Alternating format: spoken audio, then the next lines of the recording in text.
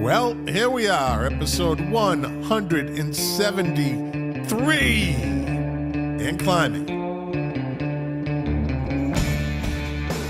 And on this episode, Jack's back. As of this intro recording, he's 50-50, you never know. But I think he's going to be here. And Jack and I are going to talk about a number of things. We have some album covers, classic album covers, quirky album covers. I have some music news. I have a genre of music that I want to talk about that I don't know if really many people know about. It's called library music.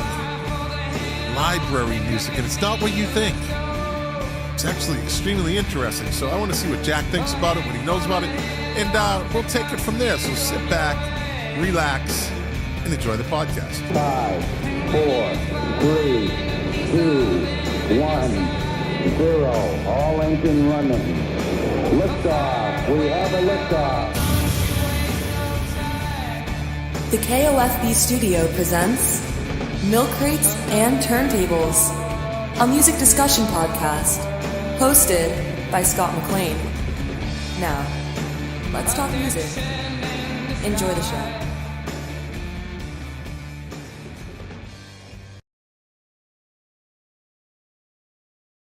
What's up, everybody? Welcome to the podcast. Welcome to the show. Welcome back, my friends, to the show that never ends. We're so glad you could attend. Come inside, come inside. You know the name. I'm not going to say it. We're streaming live right now over everything, as usual. And as usual, Jack, well, yeah. This is a thing. Like, no show. Let's see. I'm going to text him right now and see what he says. You coming on? Let's see what he says. Now you're going to see, we'll see what he says. We'll see what he says. You heard the little whoop. So the text has been sent. Let's see what he'll probably say. Oh, I thought it was 7:30. Well, it's not. That was last week. So, having trouble logging in.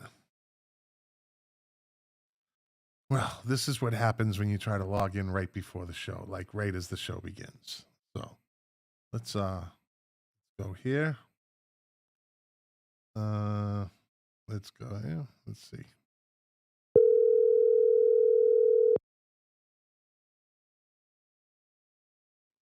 Hey, can you send me the invite again? Oh my God.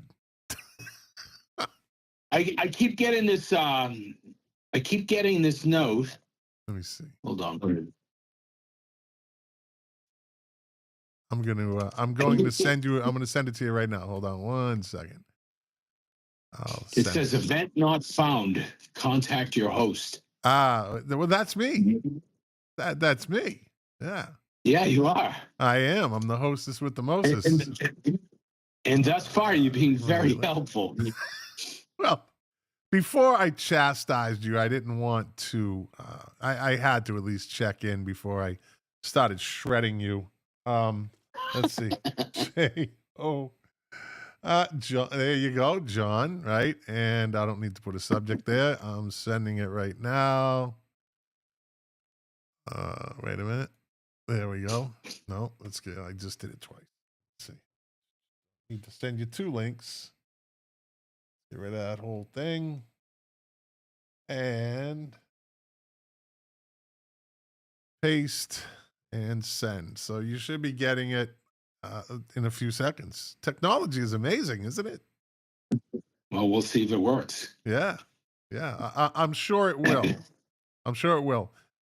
Probably because I picked. So sometimes Restream does this.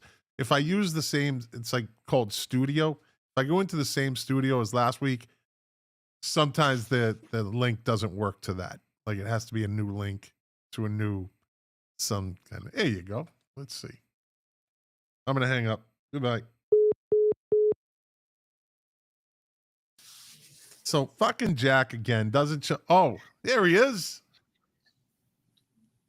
Now let's see if his microphone works. No, you. See, you blew it by doing this. I know. I was like, damn, fucking rookie mistake. You got to get back in your action. You got to get back on track, buddy. Is that the first time? Do we have? Is that new? The scrolling thing? I added that. Yeah, you like it? I like it. All right. How you doing, buddy? Good. You like my groovy, cool coffee mug? Hey, it's a rib. It's ribs with the spine. It's ribs with spine. With blood all over the cup. Yeah. Got it in Salem. That's as close to a spine as you'll ever get. Come on, you had to see that coming. So do you remember when somebody used to be able to actually see your spine?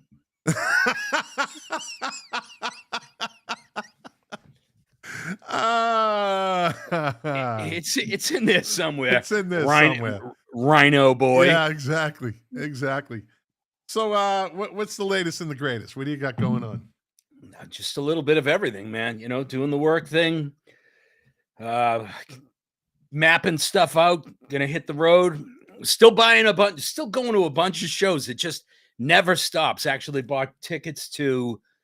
Patti Smith is doing a show at the Orpheum Theater. The geriatric section of the Orpheum Theater. Come on, man.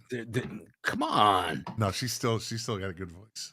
She still has a good voice for her. Yeah. So some people would actually say that she's never had a good voice. I don't understand that. She doesn't have a great voice. Like she has a unique. She has a unique voice. Yeah. Yeah, she doesn't have a spectacular voice. She's like rich, kind of and soulful. But here's my gripe about it. So Patti Smith is probably doing what may be her last tour, and it may be because I think Patti Smith is 77. Oof! Wow, 77. Wow. So the shtick, the angle of this tour, and I think it's all sold out everywhere. She's playing at the Beacon in New York. She's playing in Chicago. She's playing at the Orpheum in Boston.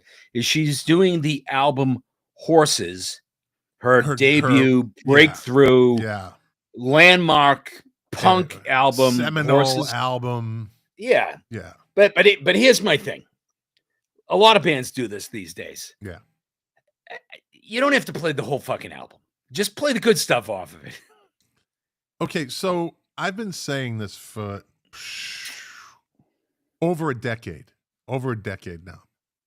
And I've talked to you about this. Me and Phil came down here, Phil Kelly, Flying Phil Kelly. He came down here and I had come across this group called Classic Albums Live. And I think I've told you about them. They're a Canadian group, right? A group of musicians that the whole premise of what they do. And if you ever get a chance to see them, look them up and see if they come to your area because they are amazing. The premise is they play live an album, and then they've done Pink Floyd, Dark Side of the Moon. They've done Prince, Purple Rain. Like they do almost every great album from start to finish, note for note, right on stage. Now they kind of all dress in black, and they don't interact with the crowd during the album, right? Sounds like a lot of fun. It is. I mean, it's amazing watching them do, Time on Dark Side of the Moon or Great Gig in the Sky. They always have this fucking amazing singing. Now, we've all heard that song a million times, and subconsciously note for note, like if they don't hit that right pitch in that song, which is mine and a lot of other people's actual favorite song on that album, and they hit it. They fucking nail it every time, and she always gets a fucking standing ovation during the song. They're that good. They're very talented. Awesome. So, and then afterwards they leave, and then they come out and they do a greatest hits. Then they're more relaxed with the crowd. Then they caught fire. They were in it for best new. They're a business best new business of the year, and they caught a little fire. Then all of a sudden, I started noticing after that, the bands started doing their albums start to finish. It's like someone promoter caught on to it. That's a fucking great idea. You think that they were inspired I never saw a band do that before. I've never seen them play the album from beginning to end. Like, not like bits and pieces. You'll play, like you two will play the whole new album or Pearl Jam, but they'll pepper it in throughout the show. If there's 12 tracks on there, they'll play like 7 of them. You know what I mean? There may be some differentiation here, but back when I used to go see Joe Jackson every year, he would come on and he would play 3 or 4 songs that everybody knew. He would get everybody up dancing and everything like that. And then whatever album he was pushing, he would play it in its entirety. Right. But the difference is, it wasn't a shtick. It wasn't a marketing thing. It was just what he did. Yeah. Neil Young did the same thing. But strangely enough, so I bought tickets this week again to Patti Smith, and then Deb and I are going to go out to Chicago in August, and we're going to see Death Cab for Cutie. Okay. And they're celebrating the 20th anniversary of the album Plans. 20 years, Jesus. Which is it's a good album, but here's my thing. I was never a big fan, by the way, but you're not a good big fan? No. But why? That's all right. I just never caught on to them. Why do I have 2 different? Let me see something there. I don't know. Why do you not like them? I mean, I get it. This weren't my type of music. Probably not synthy enough, not edgy enough for you. Probably a little bit more of an intellectual slant that you just don't get. I get it, But again, my point is that there are so few perfect albums out there. Like Deb and I went to the Sphere last year to see U2, and they did the entire Octung Baby. And Octung Baby it's a great record, but it's not flawless. Like this, by no means. There's a little stretch on side 2 where it's just like, like trying to throw your arms around the world. Yeah, like it's not a perfect album. No. There aren't many. This band, Classic Albums Live, they do these great albums, these perfect albums. Purple Rain, The Wall. They do the Beatles, they do a bunch of Beatles, but the thing is, they do it literally note for note. There's no deviation. It's not their take on it, right? And it's just amazing to see and hear, right? Because bands play their shit in the way they want to sometimes, and it never really comes out 100% that it does on the album type. So that's what makes them unique. But then I started seeing bands doing that, start to finish, the whole album, and it's a great. Hey, if they were the ones that had created that jump off point, then good for them. Do you know what I appreciate about the bands that are doing? Hey, we're going to play this album in its entirety. Is you do get a sense of what you're walking into. Yeah. Like, and I'll give you a good example. So, like, I don't know if were you a Ministry fan at all? Yes. Probably the album I like the best by them is The Land of Rape and Honey. So Stigmata. what Ministry is doing right now is they're going on tour, and they're saying that they're pretty much going to do only songs from the first 3 records. Okay. Now, Ministry is a good example of this because Ministry, their first 3 records and then any record after that are night and day. Yeah. Their first albums were record companies made them, like, kind of pushed them in that direction. Al Jorgensen didn't want to really, he really did not like it. And he likes it enough now that he's touring on them. Well, he's making money off them. That's why he does it. Yeah. And by the way, Al Jorgensen, welcome back from retirement the 3rd time. Yeah. But hey, listen, make that money, buddy. He's got to be up there in his late 60s. You know what? I don't know. Or maybe mid 60s. When those songs came out in the 80s, was he our age? You think he was a little older than us? I think he was a little bit older than us. Yeah. So if I'm 61, he's got to be 65, maybe. Let's see. He is 66. All right. Close enough. Yeah. You were in the ballpark. Jack, I'm sorry. Todd, a big head Todd the Witch Rocket just sent me a text. Are you getting the messages? Like because we didn't acknowledge him. Well, we didn't acknowledge him on the screen for coming on.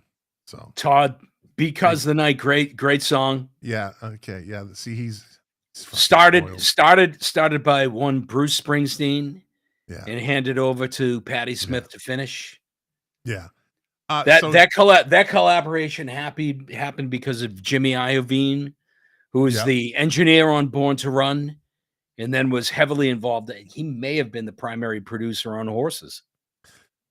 I believe he was. Yeah. Dave Phillips says he's 69. That's great. Fucking very proud of you. Happy birthday, Davey Phillips. He says, I think Steely Dan did it a few years ago at the Orpheum, finishing up with the greatest concert, maybe greatest concert. Yeah, so Steely Dan has done that over the past number of years where they played 3 nights or 4 nights in Boston, where they'll do the entire Pretzel Logic album, the entire Asia album, the entire the great Scam, and then they'll do the Royal Scam. Thank you. And then they'll do the greatest hits night. Deb and I went last.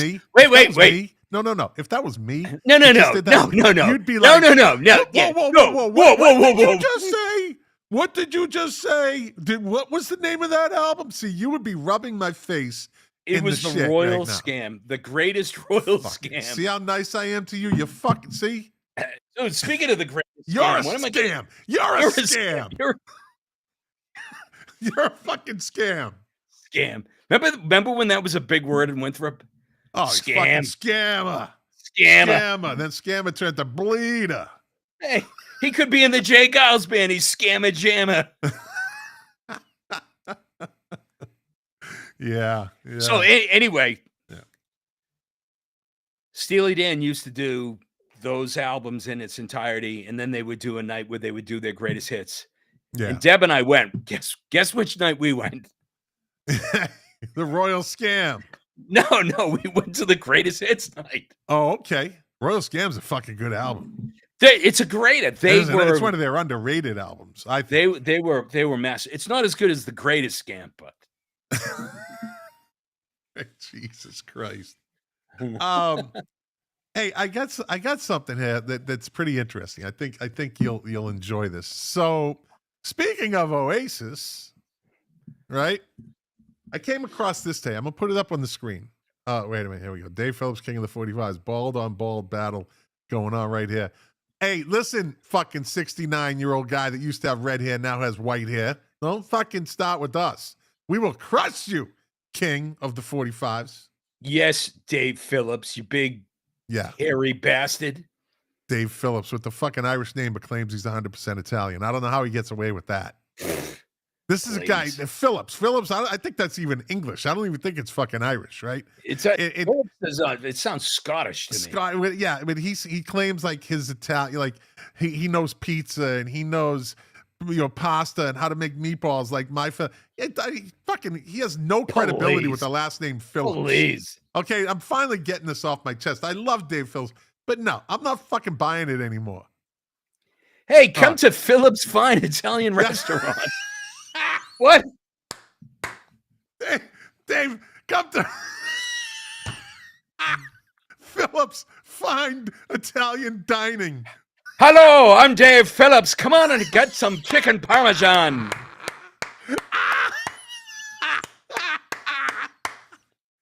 We've got the eggplant. We've got the chicken. We've got the meatballs.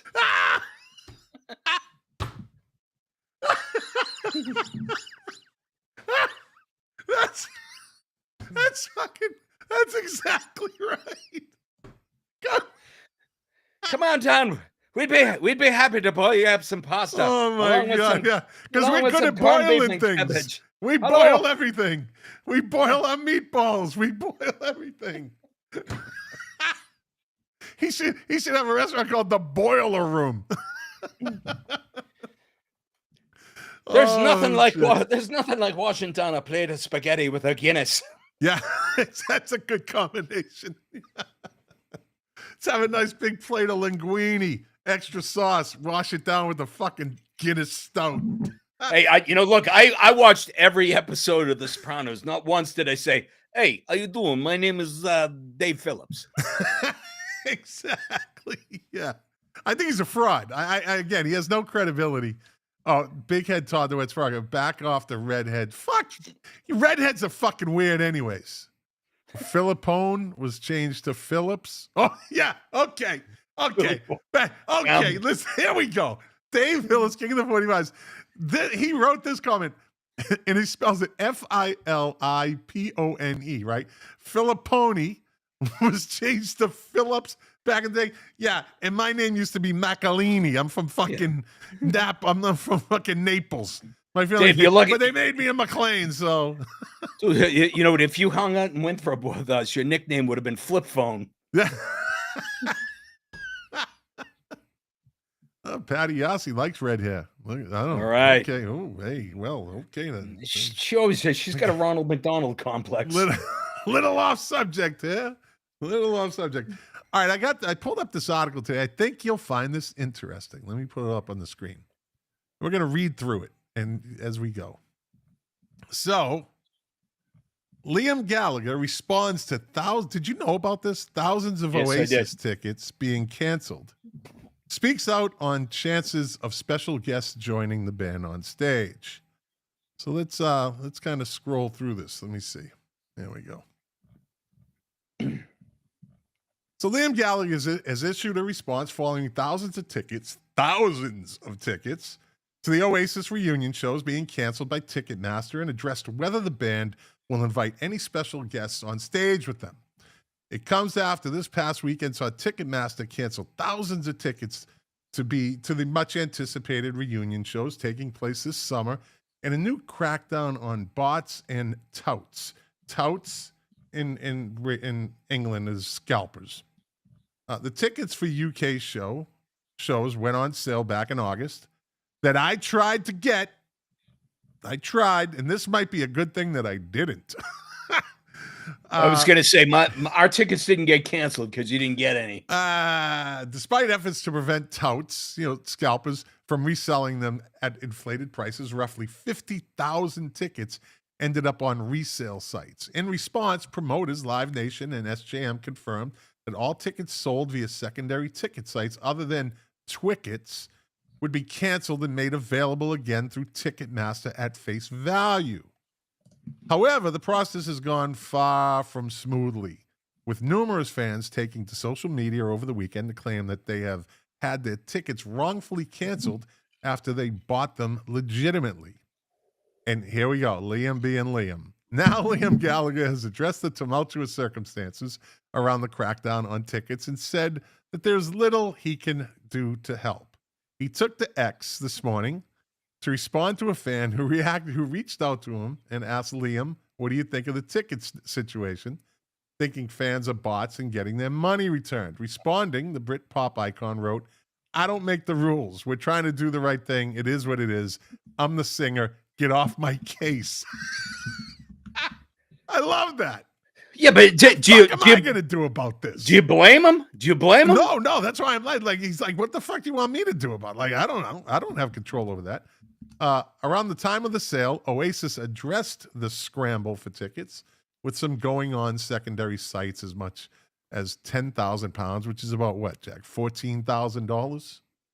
I don't know what the current exchange. Yeah, I think it's about £10,000. I think you're in a safe spot. Yeah, and reminded fans that those wanting to resell tickets can only do so at face value via Ticketmaster and Twickets. It also came amid a growing discussion about the issue of scalpers who buy many tickets and sell them for massively inflated prices. This has always been the deal, Jack, right? This has always been going on. So by the way, I just looked it up. $10,000 is actually only $7,958. Oh wow, that pound dropped. Well, the dollar dropped. Oh yeah, it did. One or the other. Oh yeah, it did. No, the dollar's up. Yeah. Well, there you go. It's still a lot of money.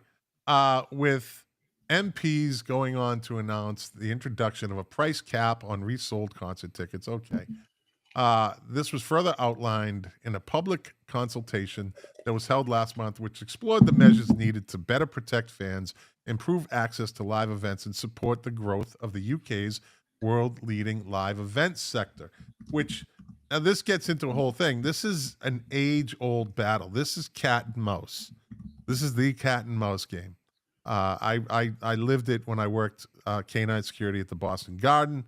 Scalpers are scalpers. You're never going to stop that. They just will always be around. They'll find their ways to do this. They'll get around it, and it's never going away no matter what you try to do. In response to the request from NME, Ticketmaster advised those affected by ticket cancellations to consult the Oasis Refunds Frequently Asked Questions page, and they give a link for ticket purchases who believe they have had tickets refunded in error. Okay. Where's the flaw here? Where's the flaw? Here? I mean, what's the flaw in that? Let me re-say that. Ticketmaster advised those affected by, I see it immediately, by the ticket cancellations to consult the Oasis Refunds Frequently Asked Questions page. Quote, for ticket purchases who believe they have had tickets refunded in error, refer to the email sent by the relevant agent when informed, a spokesperson said. Where's the flaw in that? Well, you're never going to get the same person, right? And what are they doing referring them back to the Oasis page? Why can't they handle it? Isn't that what they get paid for? I see the flaw as I'm a fucking scalper. I'm going to call you and say those were my tickets. Of course, I would guarantee you they're going to do that. I would guarantee you that a good percentage of the people that are complaining are the ones that are getting screwed. You have to remember, and I'm not supporting it, but there are those people that scalping, that's their livelihood.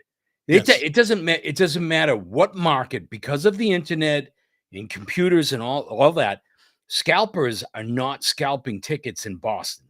They're scalping tickets in Boston, in Chicago, in New York, in San Francisco, in Texas, and everywhere else. This is a full-time gig for them. So this was indicative of my experience today where I got my death cab for cutie tickets. When I jumped online and got in the queue on Ticketmaster, there were 30,000 people. It's insane. In front of me. That's insane. For a venue that holds maybe 5,000. That's insane. Yeah. So. That's insane. Look, even people that have full-time gigs, this is a part-time. Look, you spend a couple of minutes online, you buy tickets for, $100 a piece, you put them right on a StubHub for $300. It's easy money. And back in the day, these scalpers, the Boston ones that I knew, who, by the way, I needed a favor and I needed an extra U2 ticket, and one of the scalpers gave it to me. He's like, "Yeah, have it." And this was back in the 80s, right? So is this back when you were working security? Yeah, when I was working canine there. Yeah. So they knew who you were. They knew who I was, and how I got their attention was these kids are from Dorchester, South Boston, Charlestown, most of them, right? They didn't have to travel because there was so many events at the Garden. The Celtics were winning championships. The Bruins are the Bruins, right? And you had concerts every fucking weekend in the summer. How many concerts came to Boston in the summer? It was at least one a week, right? Yeah. Or one every 10 days or so, it seemed like. But these guys, they were street people, they were street guys. And how I got their attention was I literally bounced a couple of heads off the side of the wall of the Boston Garden. Like, you'll fucking listen to me. We're all cool, but don't fucking test me. And back then, you could do it without getting sued. Yeah. Do you remember my favorite famous scalper story? No. So back in the day, before Ticketmaster, actually even before Ticketmaster, in computers, you literally either had to dial in or you had to go to the box office. And like you probably did as well. Yeah. I can't remember. I think it may have been Van Halen. Me and a couple of buddies of mine went to. Well, I never had to go to the box office because you or Gino Catazone, somebody would always have tickets. Yeah. That was So a it fact. must have been a show at the Orpheum, because we went to the Orpheum Theater. And for those of you that don't know, the Orpheum Theater is on Hamilton Place in Boston, and it's an alleyway. There's it's a dead end. At the end of the alley is the Orpheum Theater. So we went the night before and we slept out. And we were probably 5th or 6th in line. And by the time we woke up and tickets were going on sale at 10 o'clock the next morning, there were probably 150 people in line. Most of the people were behind us. So it's getting close to 10 o'clock. It's like 10 of, 5 of. All of a sudden, a van pulls up at the opening of Hamilton Place. Big white van. And a guy gets out of the driver's side with a baseball bat and slides open the side door. And I kid you not, 15 punks from South Boston poured out of that van and pushed everybody out of the line. There you go. They pushed, so they were the first 15 people. And this guy just stood there with a baseball bat, like, go ahead, just challenge me. Yeah. No cell phones back then. So I found out, so back for a little while, I actually worked at a ticket agency. I worked for Boston Ticket. And there was a guy by the name of Kevin. I won't say his last name, but Kevin was a bookie in and around South Boston. And he also dealt with tickets on the side. And I told him that story. He was like, oh, yeah, that was me. I was like, no fucking shit, it was you. I know it was you. But he was the nicest, calmest, mellowest guy, like complete sociopath. Yeah. Like he would kill you and not even think twice about it. Yeah. I remember he used to come in with a briefcase that was loaded with the tickets that he would get, and just mounds and mounds of cash. Yeah. Yeah. I mean, but as consumers, we knew where we were. We knew what was going on. We got the fuck out of the way. Go ahead, get your tickets. There was no cell phones back then. There was no somebody call the police. By the time that call happened, you know what I mean? And you know the people at the ticket office for the Orpheum are like, here we go again. Yeah, every show. Yeah, and it's probably a don't fucking call the police. When you get to the first kid in line, don't call the fucking police. I'll never forget the guy just getting out of the van, had the baseball bat by his side, slid the door open. The guy started walking out, and he just tapped it on his hand. Yeah, there you go. I was working the Garden Celtics championship game. It's the finals, and so it was the same scalpers every event. Same scalpers, and there were rules. Don't go in the box office. Stay out of the box office. Stay off the sidewalk. Right? And it was cat and mouse, and it was harmless most of the time. These outsiders show up, and they have 10 obstructed view tickets that they're trying to sell. And the scalpers, this is like a drug dealer calling the police, a drug addict calling the police on a drug dealer saying, they took my money. Because one of the scalpers, 2 of them come up to me, and they're like, hey, these dudes are selling tickets. Right, and it's not the regular crew. So all right, I'm a little bit corrupt. I'm gonna go kind of tell them you got to leave, and they're like, well, what about everyone else? Don't worry about everyone else. You got to leave. And it's 2 younger kids, and they're like, yeah, and they kind of disappear, but then they show up again, and the scalper comes up, says, Scotty, they're back again. These fucking, they were like from I don't know, Jamaica Plain or something, right? And I'm like, all right. Let's put an end to this. So I fucking shake them down and I confiscate their tickets, right? Which I don't really think I had the authority to do that, but I did. And I take their tickets and I get the death threats. You're a dead man. Yeah, I've heard that a lot working there. You're dead man. My brother's going to kill you. I know you work. All that shit. All right, they leave. Now I got 10 tickets. It's a Celtics championship game. Like it's the finals. Yeah. So I see one of my boys, one of the scalpers, his name was Schnitzer. That was his nickname, Schnitzer. I go, Schnitzer. I have the tickets. I go, get rid of these for me. Literally, dude was gone for 3 minutes, came back. So this is 1986.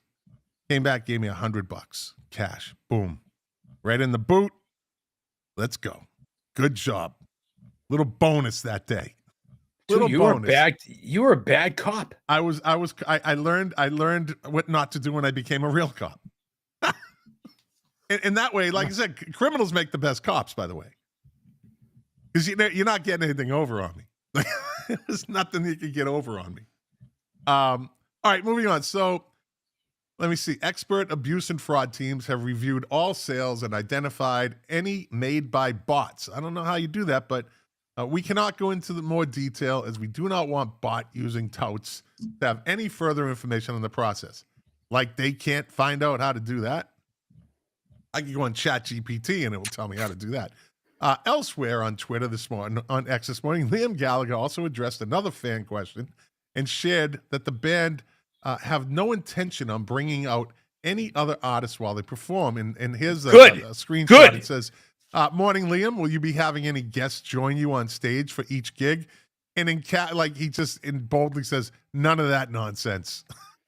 No, he's absolutely right. He is right. I have to tell you, if look, no disrespect to the other artists, but if I went to Wembley or if I went to MetLife Stadium or wherever it is that they're playing, and they were like, we're going to bring out Taylor Swift to sing Champagne Supernova, I'd be fucking pissed. Yeah. And not anything to do with, Taylor Swift, but let me even it up. If they were like, we're going to bring Eddie Vedder to sing Champagne Supernova, I was like, you know what? Tell him to go sit behind stage and have a fucking cocktail. I didn't pay to see Eddie Vedder sing your song. I came here. I was thinking the same thing, Eddie Vedder. I was fucking thinking the same exact thing. I came here to see Oasis. So, do your thing. Yeah. Yeah. The tour kicks off in Cardiff Principality Stadium on July 4th before heading to Manchester's Heaton Park, London, Wembley, Edinburgh's Murrayfield Stadium, Dublin's Croke Park. Support for the gigs will come from Cast and The Verve. All right, support for the gigs will come from Cast and The Verve's Richard Ashcroft. I was just thinking about him the other day. I wish he would go on tour, over here at least. Very, very underrated. Fucking. He's brilliant. Talk about an underrated album. Their album, Fourth. I've said this to you a number of times in the past. What a fucking amazing album that is. Yeah. It's Fourth, Fourth, and the cover is the clouds. It's a fucking great album, man. Yeah. After the UK shows, the bands will head abroad for the dates in Canada, the US, Mexico, South Korea, Japan, Australia, Argentina, Chile, and Brazil. Wow. That's a world tour right there. Oh yeah, it is. And it just goes on. So let's see. It says the long-anticipated comeback from the Britpop icons didn't just stir controversy due to touts and bots selling tickets on secondary sites. As the sale went live, both Ticketmaster and the band sparked backlash due to the use of dynamic pricing, right, which we had talked about already, where the cost of tickets would increase often by hundreds of dollars without warning, as well as triggering criticism from thousands of fans. It was also debated whether or not the practice could be in breach of the consumer law. I don't know that, or no, they were looking into that, but you never get answers for that shit. Like I haven't had anything since. We've heard stories about different ways of trying to thwart scalpers and legislation and all that for years and years and years and years. Yeah. So Todd Sockman is asking, when are you two going to go see them? I think I'm going to go see them in New Jersey. I don't think Scott's going to see them at all. We made a bet. And he great jellied me. He welched. Oh, not a stadium concert guy. Welched on the bet. Unless we're guaranteed to get up toward the front. I'm not going to sit in fucking, row 157 at Giant Stadium. Do I ever sit that far back? Never. It's going to be a good one. That'd be a tough one. It is going to be a good one. Be a tough one. Let me see. Nope. Right. It'll happen. So yeah, that's what we got on that. That's what we got on that. That I thought was pretty interesting. Let me take this down. So hey, we talk about it a lot. Have you looked at? They announced this week the list of Kevin Rock and Talent, Roll Hall of Fame. Wait a minute, Kevin Talent, Dookie, Kellen Kevin Talent? Valente's Tickets on Canal Street. Yeah, Dookie Valente's. Oh, yeah. Valente's. That was Gino Catazone's guy. So Valente's. Didn't Gino Valenti, wasn't he a singer too? In the 80s? There was Valente's, there was Ringside, there was Tyson. Right. I only knew about Valente's. That was like the Valente's was the big place. They had the end. They always had the best seats. Yeah. Yeah. I remember being like 14, going in there and saying, I may have been getting tickets to like the Cars. And he was like, I got, Loges on the far corner. And I was like, well, what about those tickets behind you? He was like, never mind those tickets back there, you little punk. All right. So I sent you a text today. And all I said was library music. Oh, right? yeah. And you were like, what that is. You were like, what? And I was like, it's amazing, right? I just stumbled into this. It's been around us our entire lives, right? And we never fucking knew it. And I'm going to give you proof positive that this shit has been around. But first of all, to let people know, library music isn't music that you buy or you listen to in a library. Library music is also known as, and I'm going to give you the proper answer, also known as production music or stock music, refers to pre-recorded music that is made available for licensing and use in various media projects. This music is typically created for specific purposes, such as background scores for films, television shows, advertisements, video games, and other multimedia productions. Library music is produced by composers and musicians who create a wide range of musical styles and genres, allowing filmmakers and content creators to find suitable tracks without the need for custom compositions. These tracks are often cataloged in libraries where users can search for and license the music they need, usually for a fee. And it was a small fee, right? I know you fucking, but I got to get this across to you because it's amazing. One of the key I know you're trying to show people that you can actually read. But I'm a good reader. One of the key benefits of library music is its affordability and accessibility, making it a popular choice for independent filmmakers, right? And content creators. Now, library music kind of got discovered by hip-hop artists. Like MF Doom used it. Nas used it. Then you get into like Tame Impala. Like you started hearing these tracks. So what they would do is you can search through these catalogs, these albums, and say, and there might be one good song off the whole thing, right? It's not soundtrack music. Soundtrack music is created for a specific scene in a movie, and it's a mood thing. This was like pornos had this chicka wow wow. That was all library music, right? Now, with that said, this is a perfect example of library music. And I think you're going to be a little bit shocked at this one. This is, let me pull it up. I got it over here. There we go. So the first one, tell me where you've heard this library music. Now, the thing is, these people that made this music, these musicians, now in England back in the day, it was the golden age of it was the 60s, 70s, and 80s. But in England, the music like fucking union, they forbade musicians from doing this music because it was a one shot and anybody can buy it. Anybody can use it. Whereas they wanted musicians to get paid for each and everything they did and each and everything that got used. So they would kind of go over to Germany or France and record this music. Tell me where you've heard this before.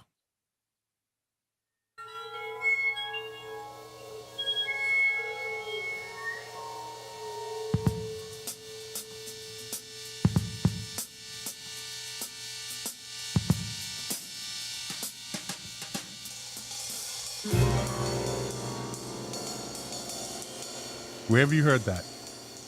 It does sound familiar to me, but now these songs, almost every horror movie that we've ever seen. You're going to be surprised, and then it's going to click.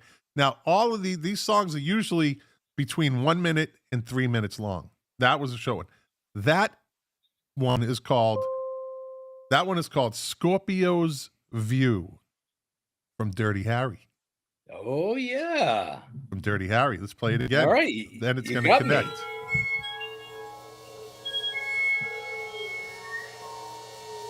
And remember, you see Scorpio's strange-looking face, and he's got his sniper rifle, and he sees the girl in the pool.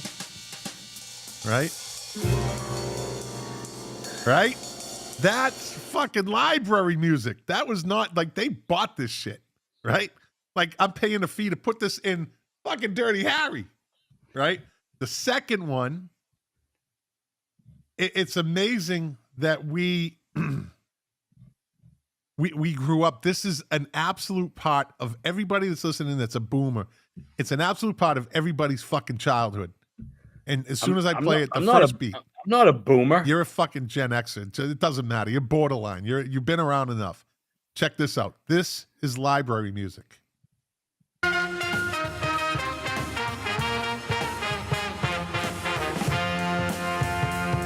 Coming attractions. Coming attractions, right? And the kaleidoscope comes up on the screen. Get your popcorn. So can I ask you a question? Yeah. When you stumbled upon this, were you able to organically make the connection to Dirty Harry Yes. and the coming attractions, or did you read it? No, I heard it. I went, wait a minute, that's fucking dirty. And then I went on Spotify. It's because then now, like I told you last week, I do these fucking deep dives. I hear something on a YouTube video, even if it's a clip of something. Now I got to go find it, and it usually brings me down rabbit holes. I heard that, and I was like, oh, that's fucking library music. Like what? Oh my god! Then there's this one, maybe the biggest one of them all. I cannot wait to be retired. Maybe where I can spend my day. The most popular. This could in America. This might be the absolute most popular.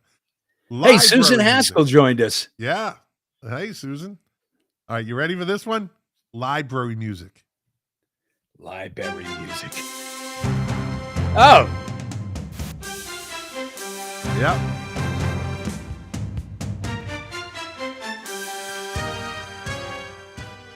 All right. That's like, I think the guy's name is like fucking Leor fucking Epstein or something in his band. It's called Score. The Score. That's the name of the song. Right? And then you're listening to this shit. It ranges from disco to like some of these people that did this were some of the earliest users of synthesizers. And see, I knew that's why you like this. Yeah. Cynthia Lauper strikes again. Yeah. So this one is called Relaxed Scene. Now, the thing is, if you're an editor, if you're like a production guy with a movie, and you hear a song, you look at a song, you're like, Relaxed Scene, and I'm going to listen to it, and all of a sudden it changes, they said these people would lose their minds. It has to be consistent all the way through. Let's see. Right. And that's not anything in particular. I'm just giving you a random song. This one is called Drug Song. Drug Song. So if you're making a movie, right? 60s shit and 70s shit right here. Yep. Girl in a sports car.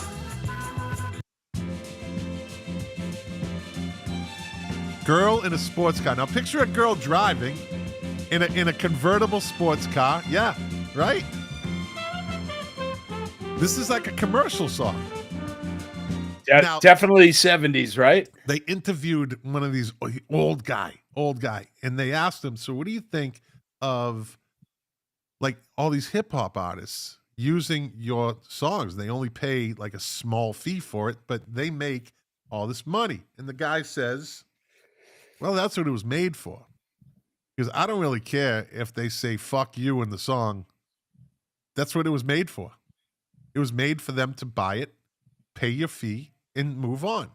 So that must be such a freeing thing for an artist to say, this is why I made this. I'm not going to get all fucking bent out of shape because Nas, who's one of the biggest rappers in the world, used library music for one of his biggest hits. You know what I mean? It's all good, man. Yeah, unlike so Nas did this song, which is now it's a whole different ball game. It's this. This is Nas, right? Tell me where this song came. Now, this is the difference between library music and sampling. Get down. Right? James Brown. Love it. Yep. I mean, that's one of the New York streets will kill us a walk like Pistol Pete and Pappy Mason. Yeah, I could listen to the whole song. I know people are like, the rap shit. Oh, come That's on. actually It's a good great. fucking song. That's a good. It's a great song. Nas does a good job with that, right? Great song. Oh, absolutely. And then you got, let's see.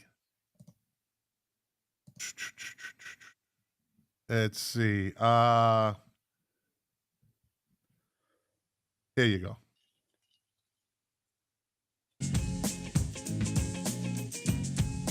Now this is Ice-T. That was Nas, but this was Ice-T in the 80s, right? He pulled the same thing. This is it.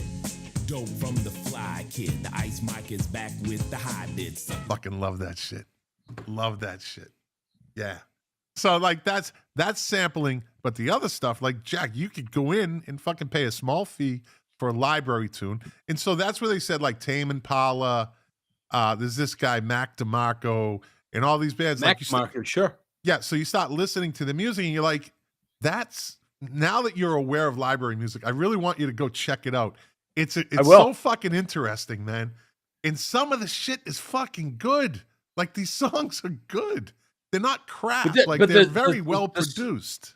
The songs that are in there, the library tunes, right? They're not just the little clips that you hear. They're full songs. They can go from 1 minute to 3 minutes. That's the thing with them. They can go from 1 minute to 3 minutes. And there was 3 major like companies that did it. And like Soul Impressions. This one's called Soul Impressions.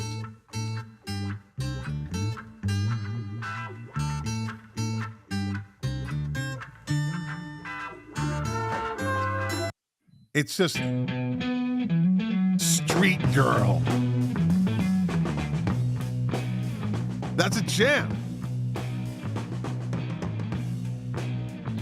Peter Reno did this, right? That's a I would jam. imagine that the musicians that did these, they must have had a ball with these. Like no pressure to really finish a song. No, well, that was the thing. They had to because again, these people that would come in from the movies or the commercial people or the porno people, they would go skimming through all this shit. And sometimes you might find one diamond in the rough on a whole album. Sure. And that's why they called them a library of albums. You had to really do some fucking crate digging to find something really good. This is like a lot of listening, a lot of work goes in to find that right fucking song, right? Because if you're doing it, you hear this song, you're like, that's great, but there's got to be another one. And there can be thousands of fucking tracks that you have to seek through, But I became fascinated with it. I created a whole playlist of just library songs. This is the shit that you find. Like, this is why I do these deep dives, and I'll go on YouTube, and YouTube is it's a plethora of fucking great music information if you really look. Like there's some popular ones that we watch that's storytellers and, like the guy that plays the guitar with the gray hair, he's got a fucking million followers or whatever. And I forget his name. You've probably seen his videos. But this dude that I found is this kind of offbeat dude with his channel isn't really that big. And then I go to the channel and I look at all the fucking videos that he's done and it's some kind of offbeat shit. Right? So then what I do is I go into the Spotify recommendations, right? So from So from that, I found this band. It's a girl, actually. It's a single girl, and she puts all this shit together, and her name is she goes by Men I Trust. Pretty little blonde girl. And this song, Show Me How, I heard just a fucking little clip, and she is one of these people that is in that genre of library music. So check out this song.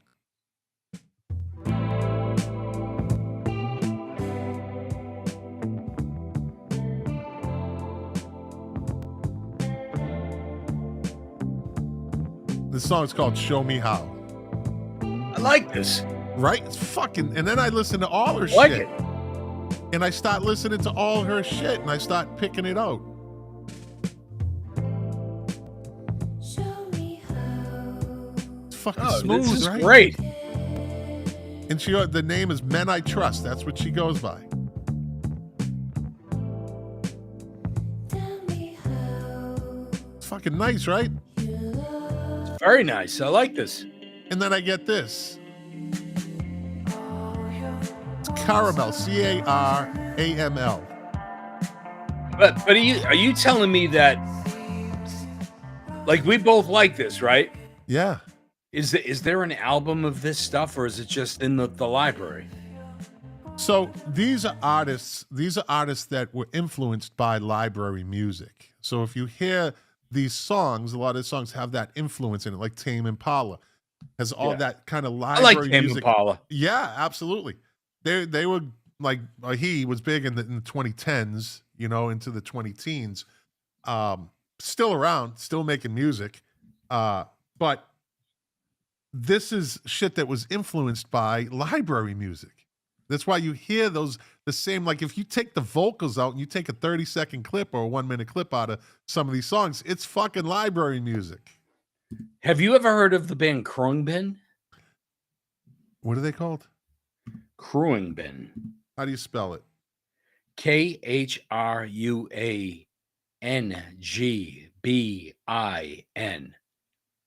Whoa. Here we go. Artist.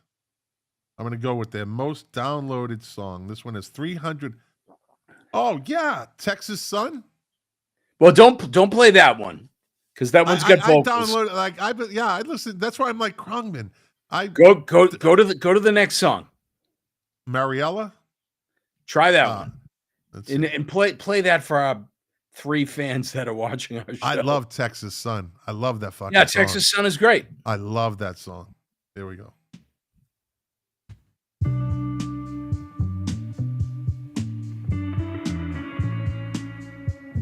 Love this shit. Yeah. No, I love this shit. Yeah. Deb and I are going to see them up in Portland. Are you really? Yeah. See, no one ever comes down to fucking South Florida. I would love to see them. But this is the song right here.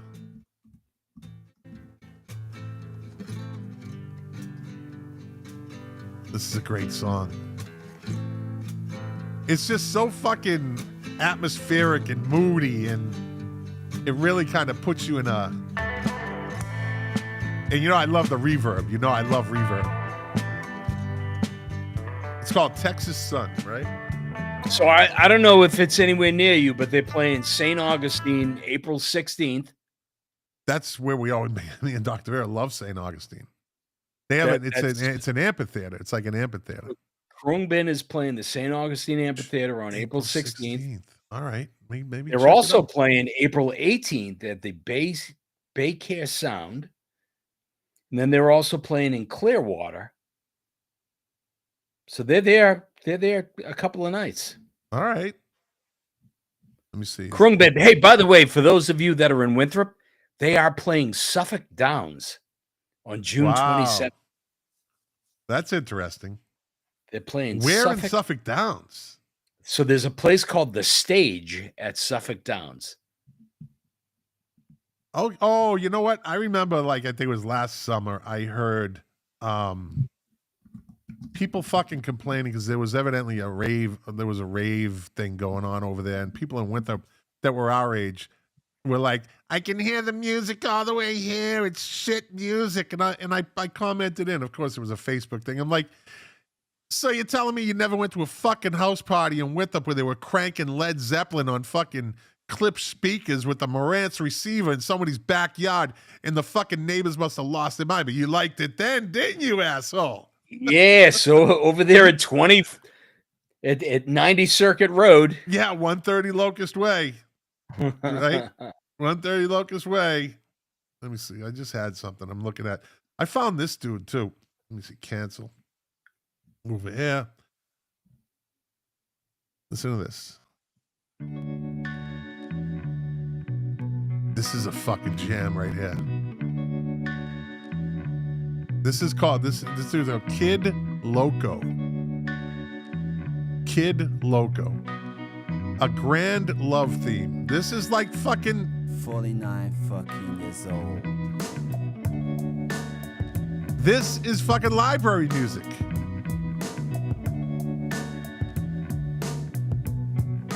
How fucking smooth is this? It's awesome. Kid Loco, a grand love theme. This is the shit I stumble on. It's like fucking like finding gold. And it's just a slow build through the song. And every once in a while it drops in random lyrics in the background type thing. Let me see. Patty likes it, yeah. Patty remembers that whole thing in Winthrop. Them all complaining. This is like good make love music, or at least the very beginning is. It builds. It builds to a whole thing. No, that's not what I'm alluding to. Oh. Some of us don't get to the latter part of the song. Of course you don't. Of course you don't.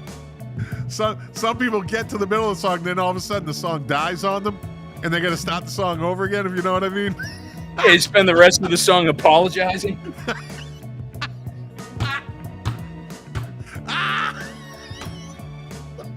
Can we just listen to the rest of the song?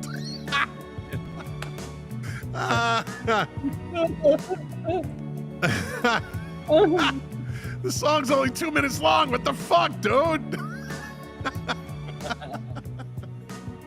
But this shit's nice, right? Very nice. Yeah. It's not about getting drunk only. It's the only groove with a very keen sense of how very, very short life is. Just a smooth beat, man. Smooth song. Good driving music. That's good driving music. You want to sit Very in traffic? Cool. That'll bring you down. All the shit we just played, it all kind of calm you, bring you down. Very nice. Big Head Todd the Wet Sprocket says, good show, gentlemen. Good to see you, Jack, of course. See that? He's bailing. Fucker. He's driving home. That's why. He probably just got home from work. But I get news for you. I get a bail soon as well. No, and we hit an hour. I just looked at that. This was a good show, buddy. I think we covered some shit that we didn't expect. Hey, you keep going if you have to do this day in music or whatever other horse. No, I don't do that anymore. I've been through. You know what? I started fucking after 4 years. I started repeating days. Oh, really? I noticed that I started reading the fucking like I've read this before. Yeah, it's kind of weird. So I was like, all right, because well. So what is this? What is this? 3 shows or 4 shows that we've been talking about famous album covers, and we still haven't gotten to it yet. No, but that's the beauty of it. That means we have a lot to talk about. I'll see you next week. We'll get to it. And I'll have another article, and and we can kind of kick that shit around. Because the article always sparks good talk. I'm going to go downstairs and snuggle my wife and listen to 2 minutes of library. Go listen to 2 minutes of Kid Loco. Or Men I Hate. Check her out, though. Men I Hate. All right, Jack, get off the show. Get off the show. Tell Deb I said hello. You got it. All right, buddy. I'll talk to you. Well, there you go. There you have it. That's the show. It was a good show. Let me bring on Kid Loco again. I like that shit. Like that. This will be my outro music. Well, everybody, thanks for watching. Thanks for listening. If you liked it, shared it. If you didn't like it, well, thanks for watching for 1 hour, listening for 1 hour and 5 minutes. Patty Yossi, great show. We learn something new every day. Love it. Thanks, Scott and Jack. Thank you, Patty. We love you. Our longest lasting fan. Big Head Todd the Wet Sprocket thinks he is, but Patty, you are the queen of milk crates and turntables. Dave Phillips is not the king. He's the prince of milk crates because he misses it sometimes. And well, Big Head Todd the Wet Sprocket, he's the jester. He's the court jester for this wonderful podcast going on 4 years, I think. Yeah, 4 years we've been doing this. That's a lot. It's not going anywhere soon. Joanne Doyle, Joanne Kozborski, she dropped something in, a picture, a beautiful picture with hearts on it, and I didn't get to it because we were doing something else. If I didn't get to your comments, I apologize. With that, you know, sometimes I leave this show and I'm really I'm always in a good mood because this is my church. Like I said, this is what I love this. I love doing this once a week. It really is therapeutic for me. And it's, you know, I'm not going to get all like sensitive and shit, but I really do love doing this, which is why I will not stop. I'll be doing this when I'm 71. Unless something happens, God forbid. I just love doing this. So, yeah, thanks for sitting in on my therapy. And sometimes, like I was saying, I leave one of these shows, like, I'm always happy, but sometimes I'm like, that was a really good fucking show. And I think this was a really good fucking show. This was informative. We learned a lot about, you know, library music. Go look it up. Library music's pretty fucking interesting. There's a lot of shit in there, but you find some of these really cool tunes, and usually no one's singing. So, and next week maybe we'll get to album covers. I don't know. We'll see. But until then, as I always say, doing this show for you, to quote my favorite artist, Morrissey, well, the pleasure, the privilege is mine, and I will see you guys